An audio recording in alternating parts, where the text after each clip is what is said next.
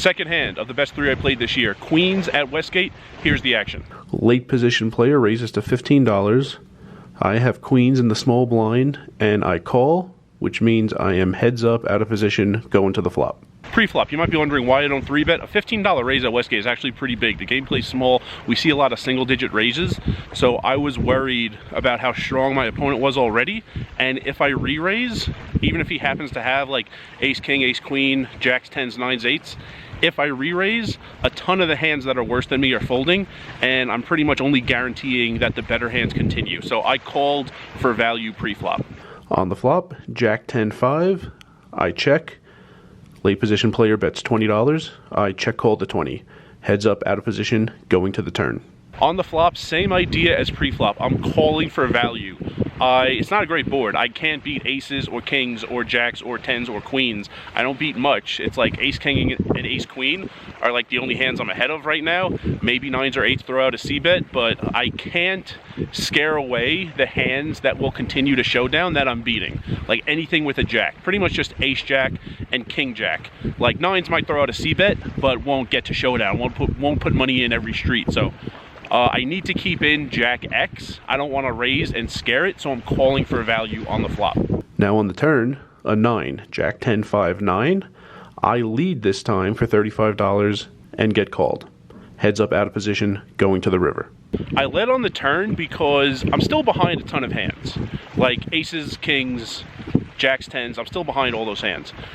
Jack X now might be worried it's behind. If my opponent has ace jack or king jack, he might be worried I have 2 pair or a set or king queen for a straight, and a jack will probably check back this turn a lot of the time. So if he's only betting with like aces and kings and sets, and he's checking back all the jack X hands, that's really bad for me. Money's only going in when I'm behind, it's not going in when I'm ahead. So I need to make sure money goes in when I'm ahead. I need to bet myself to make sure jack X puts some money in. So I'm now betting for value. Pre-flop I was calling for value. On the flop I was calling for value. Now I'm betting for value to make sure ace jack and king jack put a bet in here instead of checking back and go to the river. River, pretty good card. Jack 10-5, 9-7, 4 to a straight. I bet $75, and the late position player thinks about it for a little bit, says something about me having 2 pair, and folds pocket kings face up. On a brick river, I was going to do the same thing. Bet as big as I think I could get called by ace jack or king jack. The thing is, and it wasn't going to be very big sizing, the thing is, now that there's 4 to a straight, I can't get called by ace jack or king jack anyway. There's like no hands. If he has a hand worse than me, I can't get called for any amount really. So might as well turn this into a bluff and try to get aces, kings, or even a set to fold.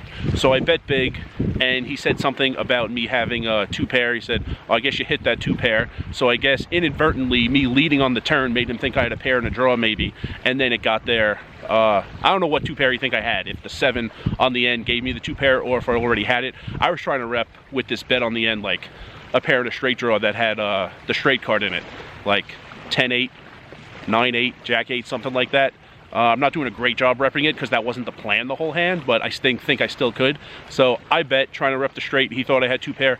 He folded kings face up, so it worked out in the end. But that was a really good hand because I changed my plan almost every street. Pre-flop and flop, I was calling for value. On the flop, pre-flop and flop, I was calling for value. On the turn, I decided to bet for value, and then on the river, I decided to bet as a bluff, try to get better to fold, and it all worked out. Sometimes you have a plan, you got to call a lot of audibles. I call a lot of audibles when I change casinos throughout the day. Called a lot of audibles in this hand. I had 3 different plans over 4 streets, but it all worked out. And remember, rice is a spoon food.